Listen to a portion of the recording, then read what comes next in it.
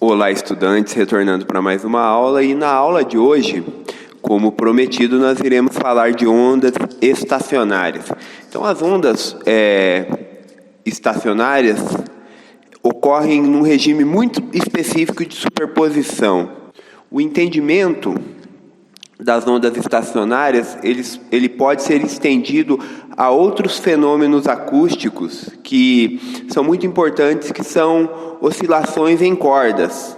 E, obviamente, que eu irei tratar disso na sequência, mas é importante que vocês já saibam que o que nós vamos tratar desse fenômeno de interferência que ocorre com duas ondas harmônicas, ele pode ser aplicado a um regime específico de oscilação que nós iremos tratar mais adiante.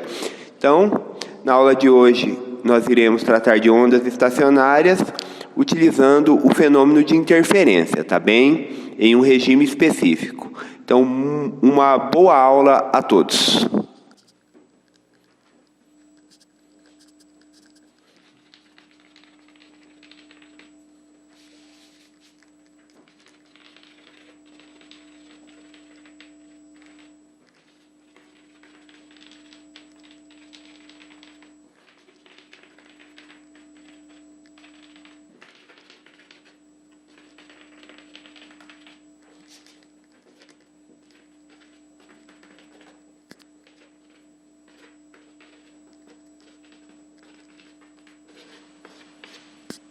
Bem, então, a aula de hoje ela não difere muito da aula de ontem.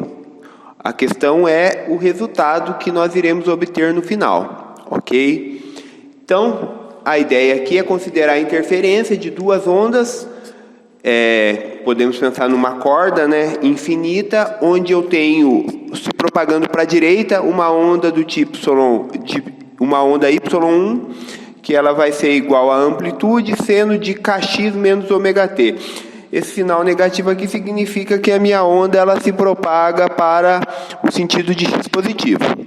E nessa mesma corda infinita eu tenho uma onda harmônica Y2 com amplitude máxima YM, que modulada pela função seno de kx mais ωt, o que significa que essa onda se propaga no sentido de x negativo. Então agora o que nós iremos fazer? Nós iremos considerar que essas duas ondas elas estão se propagando no mesmo meio, de modo que ocorre o fenômeno de interferência. Então, para verificar como se dá essa interferência, nós devemos somar essas duas funções, e com isso nós podemos analisar o resultado. Então é isso que nós iremos fazer, somando Y1 com Y2.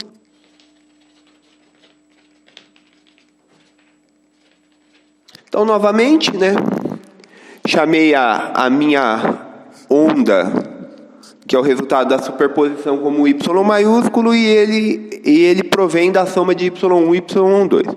Agora o que eu preciso fazer é escrever Y1 e Y2 como uma soma. Então é isso que eu irei fazer.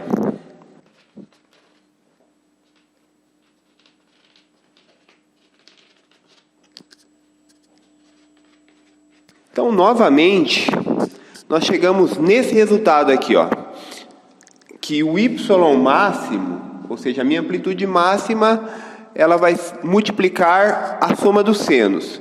Seno de kx menos ωt mais seno de kx mais ωt.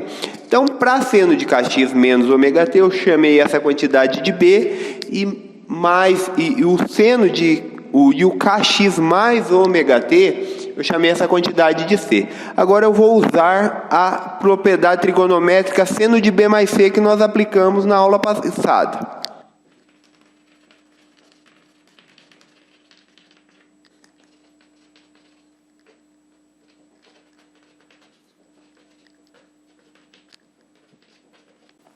Então, a propriedade trigonométrica que eu apliquei é seno de B mais seno de C, ele é igual a seno de meio de B menos C, vezes 2 vezes cosseno de meio vezes B mais C. Então, agora é só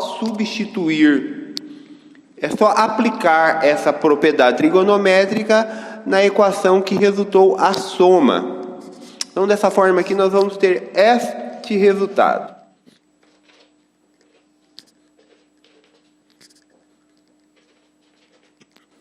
Bem, então o que nós obtivemos aqui? Nós obtivemos a equação que eu vou chamar de equação 3. E essa equação 3 aqui ela é muito interessante. Então percebam aqui que a minha amplitude ela vai depender da posição. Então, a minha amplitude ela é igual a 2ym cosseno de kx. E o meu cosseno, como vocês sabem, ele varia de menos 1 até 1, passando pelo zero. Então, essa amplitude aqui, ela pode valer 2y máximo, menos 2y máximo, ou pode valer até zero, dependendo da posição x em que o meu elemento da corda estiver. E o que significa? Significa que esta amplitude aí, independente da posição, ela vai oscilar com a mesma frequência ômega. Então, o que eu terei nesta situação? Então, eu vou fazer um desenho ali para explicar de forma mais clara o que essa equação me fornece. Então, percebam o que eu estou dizendo aqui, ó. A amplitude da minha corda, a amplitude de oscilação da minha corda, ela varia com a posição. Por outro lado, essa oscilação, ela se dá com a mesma frequência.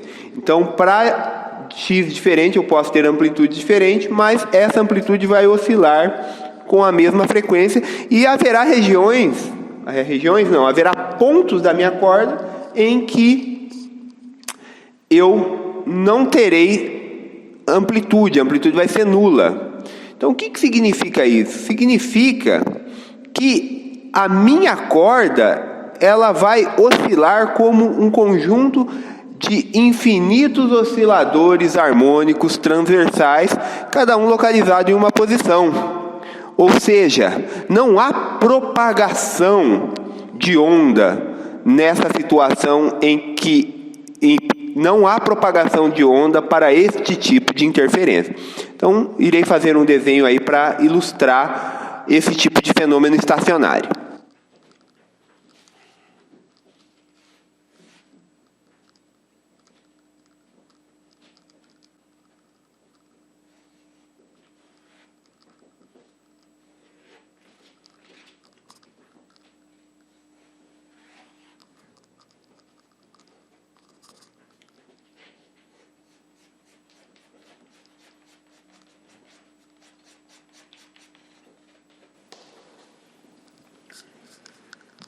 Então, se eu observar o movimento dessa corda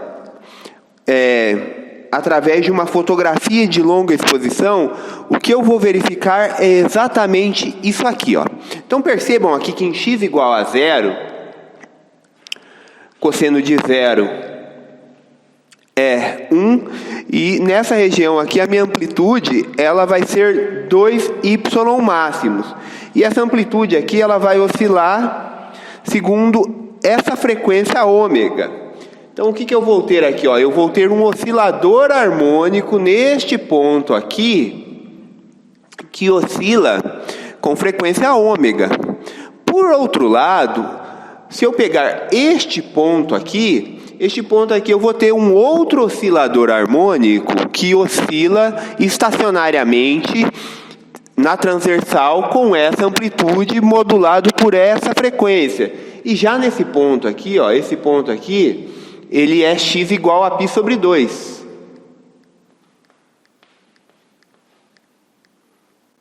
Desculpa, este ponto aqui, ó, é kx igual a π sobre 2.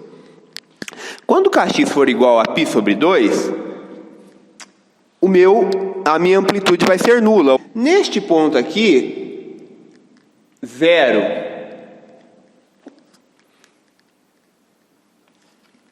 π e, consequentemente, 2π, eu terei a função, o valor máximo para a minha função amplitude. Então percebam, pessoal, que não existe transporte de energia. O que acontece aqui é que as ondas interferem introduzindo um fenômeno estacionário, ou seja, cada ponto da minha corda ela oscila como um oscilador harmônico simples.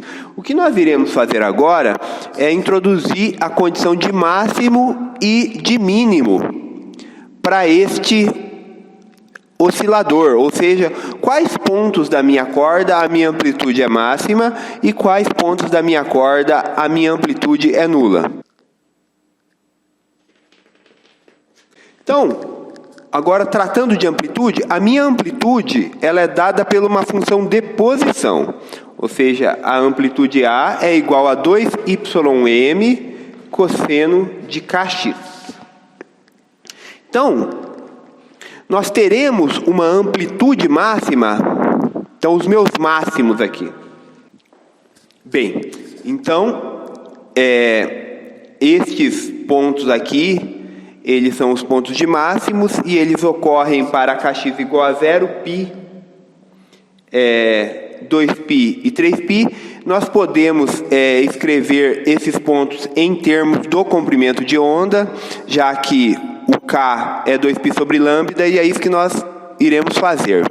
Então, como o meu Kx ele é 2π sobre lambda, eu posso escrever o meu X em termos de comprimento de onda. Então, eu terei um máximo em 0, outro máximo em lambda sobre 2, outro máximo em lambda, outro máximo em 3 lambda dividido por 2. E assim por diante. Então percebam que a minha distância entre os máximos ela é de meio comprimento de onda. Ok? E agora vamos avaliar qual é a distância entre os mínimos.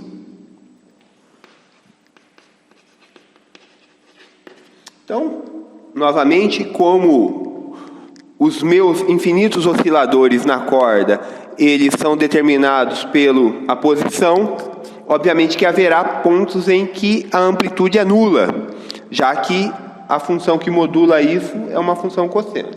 Então, para quais valores de kx que a minha função cosseno é nula? Então, para kx igual a π sobre 2, 3π sobre 2, 5π sobre 2 e assim por diante, eu terei valores de amplitude nula. Obviamente que eu posso escrever isso em termos do comprimento de onda, já que K é 2π sobre lambda, então daí eu consigo escrever a minha posição x, que eu tenho valor nulo para amplitude em termos do comprimento de onda. E novamente aqui eu terei valor nulo para lambda sobre 4, 3 lambda sobre 4, 5 lambda sobre 4 e assim por diante. Então nós podemos verificar aqui que a distância entre os nós é de meio comprimento de onda, né? Então, um comprimento de onda inteiro, ele corresponde a esta distância aqui, ó. Então, tanto a distância entre os máximos como a distância entre os mínimos, ela é de meio comprimento de onda. Então, uma coisa interessante aqui para finalizarmos a nossa aula é que esse tipo de interferência não produz transporte de energia. Mas aí você fala, professor, calma lá, você falou que uma onda harmônica ela transporta energia e eu estou considerando duas ondas harmônicas. Como que não há transporte de energia? Como que não há transporte de energia, consequentemente fluxo? Então percebam o seguinte, a onda que se propaga para a direita, o fluxo de energia transportado dela é para a direita. Por outro lado, a onda que se transporta a onda que se propaga para a esquerda tem fluxo de energia para a esquerda. O que acontece é que quando essas ondas interferem, ou no meio, que é a corda, eu estou considerando que essas ondas elas estão se propagando no mesmo meio, o fluxo médio de energia vai ser nulo, porque o fluxo de energia para a direita cancela o fluxo de energia para a esquerda. Então não há transporte de energia.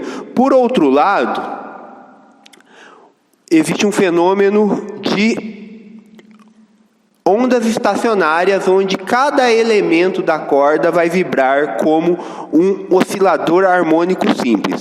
Uma das formas de constatar que não há transporte de energia é que não vai haver transferência de energia nesse ponto onde a minha corda está em repouso, ok? Esse ponto aqui não há movimento. Então, se não há movimento, eu não tenho como transportar energia dessa região para essa região. Então, pessoal, esse fenômeno estacionário, ele é muito importante quando nós iremos tratar de cordas vibrantes, que é um assunto que nós iremos tratar logo na sequência, tá? Então, próxima aula eu irei falar de um fenômeno muito importante para os músicos que tocam instrumentos de cordas, que eles usam esse fenômeno físico para afinação, denominado batimento. E aí, a aula seguinte eu irei tratar de modos de vibração em corda, que é uma aplicação aqui para ondas estacionárias, tá bom? Então, pessoal, muito obrigado por assistirem às minhas aulas e bons estudos.